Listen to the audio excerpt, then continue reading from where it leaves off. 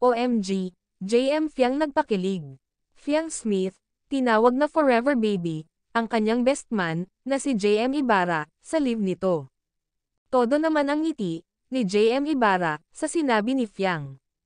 Halatado na ang JM Fiang, sa kanilang feelings, sa isa't isa.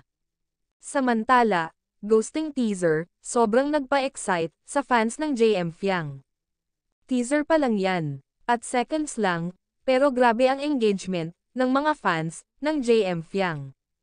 Ito kasi, ang first na tambalan, ng JM Fiang, na magkasama. Samantala, napansin nyo ba guys?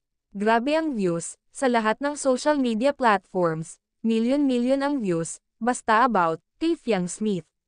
Habang binebless si Fiang, dama-dami din, ang naglalabasang, content creator, na gusto siyang i-content.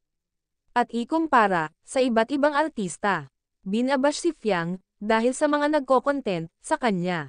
At kung ano-anong caption, ang kanilang nilalagay. Kahit ito pa, ay ikakabash, ng dalaga.